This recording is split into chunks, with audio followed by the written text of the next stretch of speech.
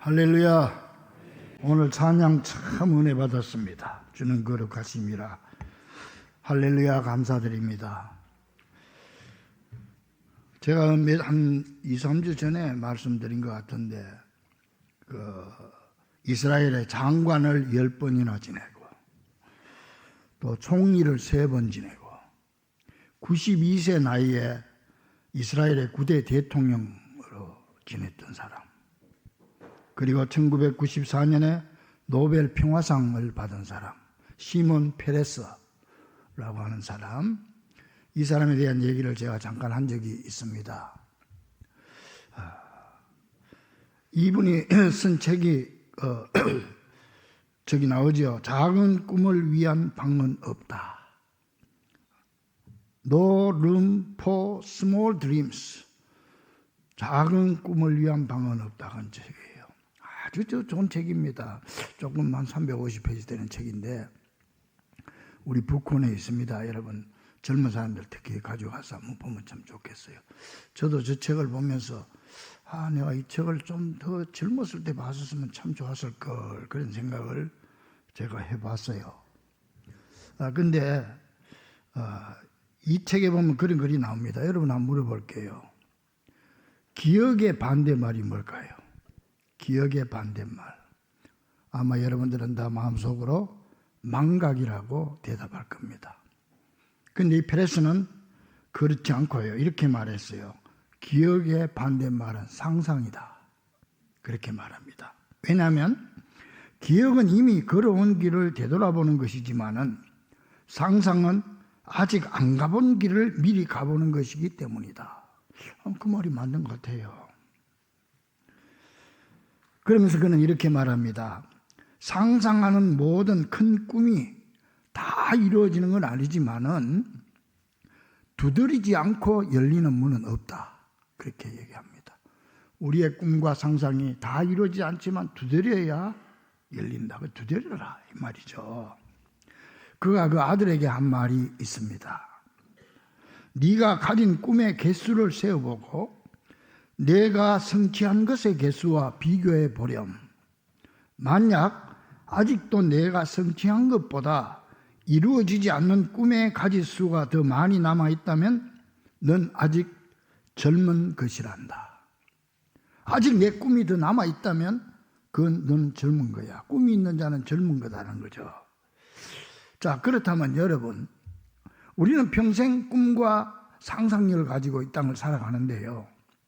여러분은 여러분의 미래와 여러분의 가정을 위한 어떤 꿈과 상상을 가지고 살아가고 계십니까? 더 큰 상상력을 가지고 믿음 안에서 도전하고 두드리는 여러분 되기를 주의 이름으로 간절히 축원합니다. 오늘 본문 말씀 보면은 이스라엘 백성들이 저 가나안이라고 하는 큰 꿈을 안고 상상력을 가지고 그 가나안으로 지금 진군하는, 그런 진군하기 직전의 그런 모습과 진군한 다음의 모습입니다. 이스라엘 백성들이 과거에 430년 동안 광야에서 애굽에 종살이 했잖아요. 그 모세를 통해서 출애굽했고 홍해를 건너서 광야 40년 지나다가 이제 가나안을 눈앞에 두고 있습니다. 저기 가나안이 보입니다. 지금까지 광야에서 먹을 것 없는, 풀 한 폭이 없는 광야에서 40년 하나님이 주신 만나와 메추라기 생수 먹고 살았는데 이제는 저기 보니까 그냥 야자수박 다 우거져 있는 가나안이 보입니다. 그런데요, 그 가나안 땅을 눈앞에 두고 지도자 모세가 죽게 됩니다. 느보산에서 그냥 죽지요. 그러니까 문제가 뭐냐? 모세의 후계자인 젊은 여호수아가 걱정이 태산입니다. 내가 지금까지 보니까 이 모세가 그 당시는 이스라엘 백성들에게 신 같은 존재였어요. 그런데 모세 말도 거역하고 원망하기 좋아하고 불평하고 목이 곧은 저 백성들, 저 백성들 아직도 그 애굽에서 종살이하던 종의 근성을 버리지 못한, 이제 자유인이 됐으면서도 종의 근성을 가지고 살아가는, 불평하고 원망하고 책임감 없고 이렇게 살아가는 저 백성들을 내가 어떻게 이끌고 저 가나안에 들어가냐, 걱정이 태산이죠. 이때 하나님께서 여호수아에게 용기를 주시는 말씀이 여호수아서 이제 시작입니다. 그러니까 1장 5절 보니까 내 평생에 너를 대적할 자가 없으리니 내가 모세와 함께 있었던 것 같이 너와도 함께 있겠다. 그러면서 강하고 담대하라. 좌로나 우로 치우치지 말고 이 율법책 하나님의 말씀을 내 입에서 떠나지 말게 하고 잘 지켜라. 그리하면 내 길이 평탄하게 되고 내가 형통하게 되리라.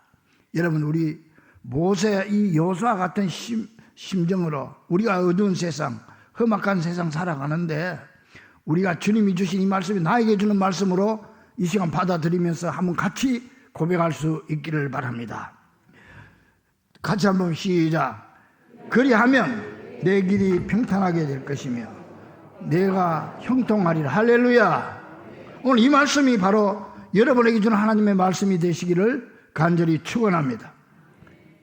그래서 이 여호수아는 오합지졸인 이스라엘 백성들을 이끌고 가나안을 정복하는데요. 가나안 정복하는데 7년 동안 정복합니다. 정복하는데 이 가나안 정복할 때 전투가 33번 나오면 33번 전투하는데 전승을 합니다. 그래서 상승장군이라고 그래요. 물론 그 조그마한 아이성, 우리로 말하면 대대급 전투에서는 한 번 패한 적이 있습니다만은 바로 돌아서서 다시 점령을 하게 되지요. 자, 그런데 문제는 이스라엘 백성들이 가나안 땅에 이제 들어와서 7년 동안 정복했습니다. 그런데 이 백성들이 지금까지 지켜주고 인도해 주신 거 하나님만 섬겨야 되는데 이 사람들이 계속 우상을 섬기는 거야. 과거 애굽에서 할 때, 애굽에서 있을 때 그 우상 단지 가져와가지고 그걸 섬기기도 하고, 또 여기 또 7부족, 가나안 7부족들이 원주민들이 섬기던 그 우상이 있잖아요. 이걸 또 점령해놓고 또 그 우상을 받아들여가지고 또 섬기고 그러네. 그러니까는 이런 모습을 안타깝게 여긴 여호수아가 이제 죽음을 얼마 앞둔 상태에서 마지막으로 백성들에게 강력하게 말한 내용이 오늘 본문 말씀입니다. 14절 보니까 그러므로 이제는 여호와를 경외하며 온전함과 진실함으로 그를 섬겨라. 너희 조상들이 강 저쪽과 유프라테스 강을 말해 강 저쪽과 또 애굽에서 섬기던 신들을 다 치워버리고 여호와만 섬겨라. 그러니까 여호와 하나님만을 섬길 건지 우상을 계속 섬길 건지 그 섬길 자를 너희들 오늘 택하라. 그러면서 오직 나와 내 집은 여호와만 섬기겠다. 우리도 같은 이 여호수아와 같은 심정으로 같이 한번 고백해 봅니다. 오직 나와 내 집은 여호와를 섬기겠노라. 다시 한번 더 시작. 오직 나와 내 집은 여호와를 섬기겠노라. 할렐루야. 세상이 어떻게 돌아가든지 세상 사람들이 어떻게 따르든지 무엇을 따르든지 오직 나와 내 집은 여호와만 섬기겠다. 이 말씀이 오늘 본문 말씀의 핵심이죠. 여러분, 우리가 이 땅에 살아가면서요, 내가 뭐 우상단지 앞에 가서 절하고 뭐 그런 건 없지만은 가만히 보면은 우리 마음 속에도 많은 우상이 있을 수 있어요. 이스라엘 백성들처럼요. 여러분, 그 미국에 한 2년, 2, 3년 전에 세상 떠난 팀 켈러 목사님이라고 유명한 목사님이 계세요. 맨하탄에서 젊은이들 목회를 아주 센세이션을 일으킨 목사님인데, 이 목사님의 책 중에 내가 만든 신이라고 하는 책이 있습니다. 그것도 우리 북콘에 있으니까 여러분 가서 한번 찾아가서 좀 읽어보세요. 내가 만든 신. 여기 보니까 이렇게 돼 있어요. 하나님만이 주실 수 있는 것을 다른 데서 얻으려 한다면 그게 바로 우상이다. 여러분 마음속에 우상이 있는지 없는지 한번 살펴보세요. 그것 없이 못 살고 살아갈 가치를 별로 느끼지 않는다면 그게 바로 가짜 신이다. 이성관계, 가정과 자녀, 직업과 돈벌이, 성취, 체면, 사회적 지위, 외모, 환경, 도덕적 가치관, 심지어는 기독교 사역에서 성공하는 것도 다 우상이 될 수 있다. 행복, 삶의 의미, 정체성에 하나님보다 더 영향을 끼친다면 무엇이든지 우상이다. 그러면서 또 이렇게 말해요. 우상이란 꼭 필요한 좋은 것들이 신격화된 상태다. 우상이란 하나님만이 주실 수 있는 것을 얻고자 우리가 의지하는 대상이다. 지적 우상도 있는데 이를 이데올로기라고 한다. 타협할 수 없을 만큼 하나님보다 중요해지면 우리를 속박하는 우상이 된다. 그러면서 그는 이렇게 말합니다. 하나님을 사랑하되 그분께 얻어낼 것 때문이 아니라 그분 자체를 사랑하고 있는가? 우리에게 질문하고 있습니다. 자, 그렇게 볼 때 이 목사님 말대로 보면 야, 이거 내 속에도 우상이 이거 있는 거 아닌가? 이런 생각이 들기도 합니다. 아마 아무도 여기서는 자유로울 수 없다고 생각합니다. 그래서 오늘 이 본문도 그때 그 사람들이나 지금 우리나 같은 입장이라는 거예요. 그래서 성경 말씀은 꼭 그 사람들에게만 주는 말씀이 아니고 오늘 바로 우리에게 주는 말씀이 되는 거죠.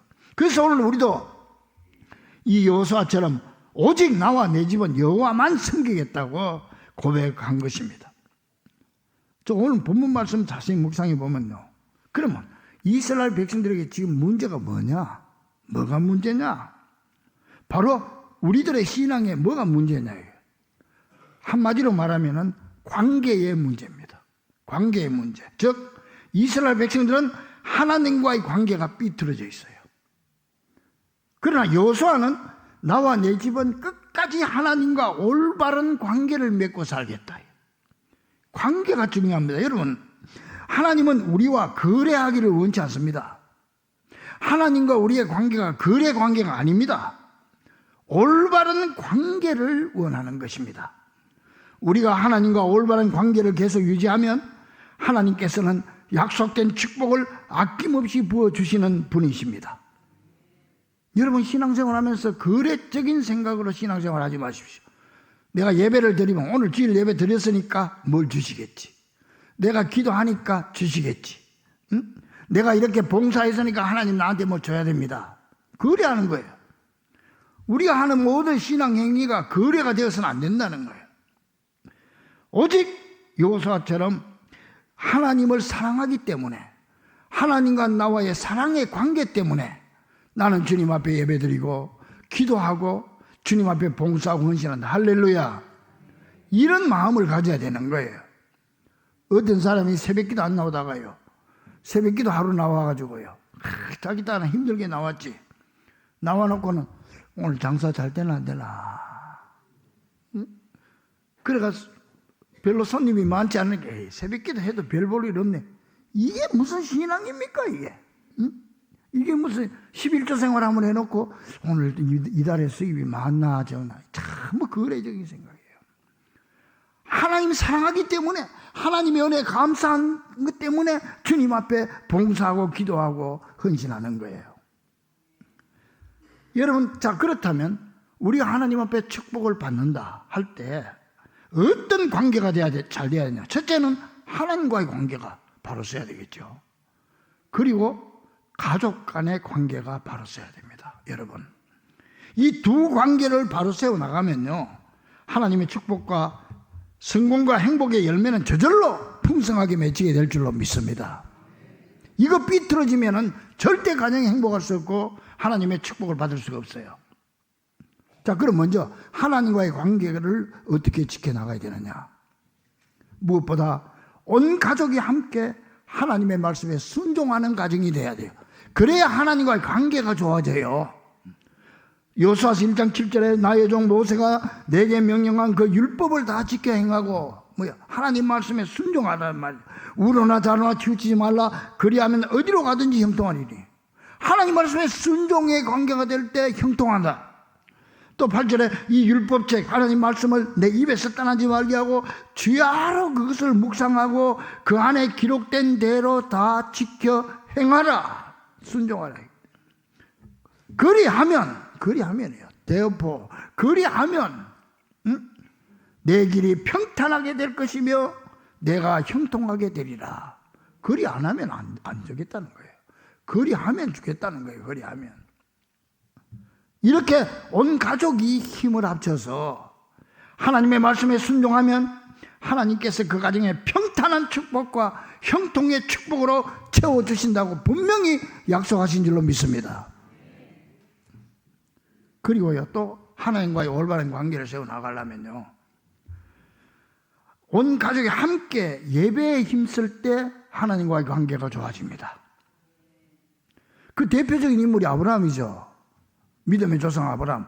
아브라함의 신앙을 딱 두 가지로 요약을 하면은, 첫째는 순종신앙, 그 다음에는 제단신앙. 순종신앙, 75세 때 갈대아우로 내 고향 지척 아비 집을 떠나라 그러니까 떠난 거예요. 그냥 하나님이 가라면 가는 거예요. 어디로 가라 뭐 소리도 없어요. 그냥 떠나라니까 떠나는 거예요. 100세 나서 얻은 아들 이삭을 바치라고 하니까 바치는 거예요. 하나님께 맡기고 뒷일은 하나님께 다 맡기고 하나님 말씀에 순종하는 거예요. 그랬더니 하나님께서 그에게 축복해 주시, 믿음의 조상이 되고 그 자손 대대로 복받는 가정이 되죠. 순종신앙. 그리고 또 아브라함의 신앙은요, 제단신앙이에요. 가는 데마다, 여러분 창세기 한번 읽어보세요. 가는 데마다 제일 먼저 한 게 제단을 쌓았더라, 제단을 쌓았더라, 제단을 쌓았더라. 뭐야? 예배를 드렸다는 얘기입니다. 아브라함 혼자 드렸겠습니까? 온 가족들, 종들까지 다 모아서 같이 예배를 드렸지요. 그러면 사랑하는 여러분 가족들이 다 함께 나와서 예배 드릴 수 있도록 주님 앞에 기도하시기 바랍니다. 그러므로 예배를 소홀히 하면서 하나님을 사랑한다고 함부로 말하지 말고, 예배를 드려도 올바른 예배를 드리며 아브라함의 가정처럼 온 가족이 함께 예배에 힘쓰므로 가정 축복을 누리는 귀하고 복된 성도들이 되기를 주의 이름으로 간절히 축원합니다. 그리고 또 온 가족이 예배만 드린 게 아니고요, 함께 헌신할 때 하나님과의 관계가 좋아집니다. 함께. 바울과 실라를 가둔 감옥의 간수장도 온 가족이 함께 예수를 믿고 기뻐했다고 그랬고, 함께입니다. 브리스길라와 아굴라도 가족이 함께 주님을 섬겼습니다. 바울을 따라다니면서 얼마나 자기 목이라도 내놓을 정도로 섬겼습니다. 근데 생각해 보세요. 남편이 반대하면 아내가 그래 할 수 있겠어요? 아내가 반대하면 남편이 그래, 자식이 반대하면 되겠어요? 온 가족이 함께 봉사하는 겁니다. 함께 헌신하는 겁니다. 이렇게 온 가족이 하나님과 올바른 관계를 가질 때 하나님께서 은혜와 축복을 부어주신다는 사실을 기억하고, 예배도 온 가족이 함께 드리고 봉사도 부부가 함께하고, 오늘도 찬양대 보니까 부부가 같이 앉은 가정들 얼마나 보기가 좋고 아름답고 좋습니까? 그걸 위해서 기도해야 됩니다, 여러분. 또 자녀들도 함께 주님을 섬기고, 또 자녀들에게 하나님을 섬기는 법을 바로 가르치는 부모가 돼서 갈수록 하나님께 인정받고 갈수록 하나님께 사랑받는 좋은 관계가 이루어지기를 주의 이름으로 간절히 축원합니다. 그런데 여러분, 물론 이제 하나님과의 관계가 우선적이지만은 그 못지않게 중요한 게 가족 간의 관계입니다. 이 가족 간의 관계가 깨어져 버리면은요, 절대 가정이 행복할 수가 없어요. 그러면 가족이라고 그러면은 부부, 자식, 부모, 이거 가족 아닙니까? 그런데 누구부터 관계가 좋아야 되냐? 부부 관계가 좋아야 되는 거예요. 성경에 보면은요, 첫 번째가 부부고, 둘째가 부모고, 셋째가 자식입니다. 근데 많은 사람들이 그냥 부모하고 남편 다 제껴놓고 그냥 자식만 최고로 하니까 그 가정에 문제가 생기는 거예요. 부부가 첫 번째예요. 그래서 부부 간의 관계가 좋아야 돼. 시편 128편 보면은 여호와를 경외하며 그의 길을 걷는 자마다 복이 있도다. 무슨 복? 내가 내 손이 수고한 대로 먹을 것이라. 내가 복되고 형통하리로다. 내 안방에 있는 내 아내는 결실한 포도나무 같으며. 아내가 먼저 나옵니다. 아내가 먼저 복받고, 그 다음에 내 식탁에 둘러앉은 자식들은 어린 감람나무 같다. 자식이 그 밑에 나오는 거예요. 창세기 2장 2절에 보니까 하나님이 아담의 갈비뼈를 지어가지고 하와를 만들어줬더니 그걸 보고는 그냥 이는 내 뼈 중에 뼈요 살 중에 살이로다. 이런 부부관계를 가진 가정은요, 반드시 복되고 행복한 가정이 될 줄로 믿습니다. 테레사 수녀에게, 테레사 인도에서 빈민촌 활동한 테레사 수녀 알죠? 여러분 노벨 평화상도 받았는데 그분에게 한 기자가 가서 물었어. 지금 세계가 이렇게 혼란스러운데 이 시대의 세계 평화를 위해서 가장 시급한 게 무슨 일입니까? 가장 시급한 게 뭡니까? 물어보니까 뭐 대단한 대답이 나올 줄 알고 물었겠죠. 노벨 평화상 받았으니까. 테레사 수녀가 그 기자 보고 하는 말이요. 기자님, 오늘 빨리 집에 들어가서 가족과 함께 있는 겁니다. 당신 집에 들어가서 가족하고 함께 있는 게 세계 평화를 위한 일이라는 거예요. 한 여인이 큰 포부를 가지고 유명한 문인인 칼라일에게 찾아갔습니다. 선생님, 제가 큰 뜻을 품고 이 사회에 이바지하려고 하는데 무슨 일을 먼저 했으면 좋겠습니까? 해외에 가서 뭐 선교사를 해야 됩니까? 무슨 정계로 나가야 됩니까? 뭘 해야 됩니까? 아니면은 뭐 봉사 활동을 나가야 됩니까? 뭐 그런 뜻이겠죠. 뭘 해야 됩니까? 칼라일이 지그시 눈을 감고는 한참 생각하다가 그 여인에게 하는 말이, 지금 당신 집에 바느질 그릇에 무엇이 담겨져 있습니까? 바느질 통에 뭐가 담겨 있습니까? 이 여인은 뭐 대단한 걸 기대했다가 뭐 바느질 통 얘기를 하니까 당황하지요. 그랬더니 칼라일이 말합니다. 그렇다면 먼저 가정에 돌아가서 바느질 통을 정리하고 다시 생각해 보세요. 무슨 말인지 알겠죠? 그렇습니다. 우리가 부부 생활하면서 이런 모순에 빠질 때가 많아요. 우리가 해야 할 일이 저 높은 곳에 있는 게 아닙니다. 진정한 행복된 가정을 위한 우리 할 일은 바로 내 가정 안에 있고 바느질 통 안에 있는 겁니다. 내 교회에 있는 겁니다. 할렐루야.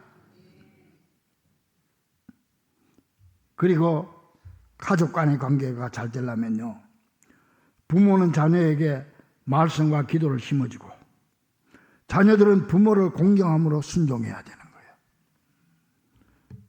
여러분 영국의 초대 수상 크로멜 장군 알죠? 크로멜.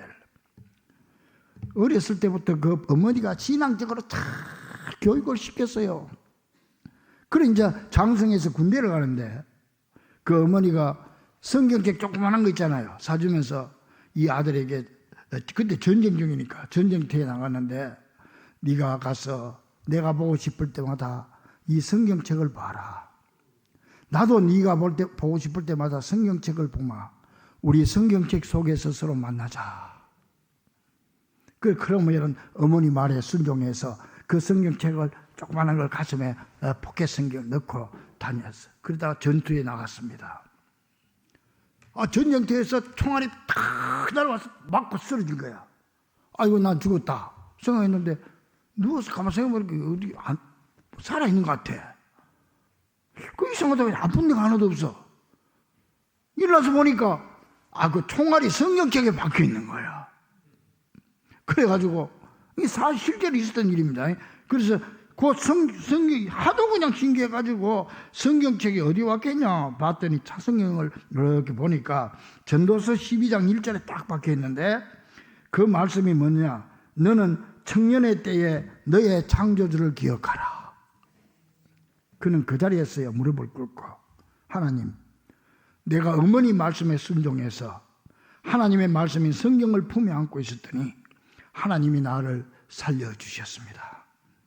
앞으로는 평생 하나님과 어머니의 말씀을 품에 안고 살아가겠습니다. 그래서 그렇게 살았어요. 그래서 나중에 영국의 총리가 됐고요. 하나님께서 축복해서 그 아들도 그 다음 총리를 또 하게 되는 겁니다. 이같이 부모와 자식 간에 믿음과 말씀으로 연결될 때 하나님이 인정하고 지켜주시고 인도해 주실 줄로 믿습니다. 항상 문제와 뒤에는 문제 부모가 있다는 걸 잊지 마세요. 크로멜 어머니 같은 어머니가 될 때 크로멜이 탄생하는 거예요.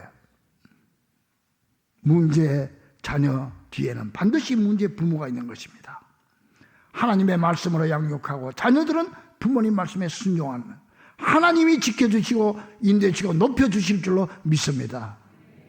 사랑하는 우리 중부가족들이여, 우리네 가정은 하나님이 세워주신 가정이에요. 하나님이 우리 부부도 하나님이 짝지어주셨고 자녀들도 하나님이 내게 맡긴 하나님의 기업입니다.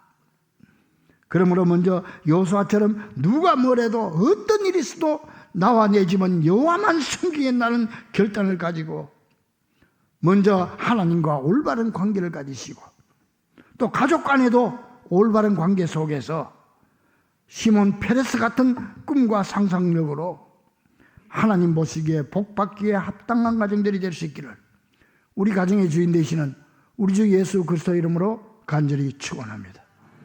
기도하겠습니다.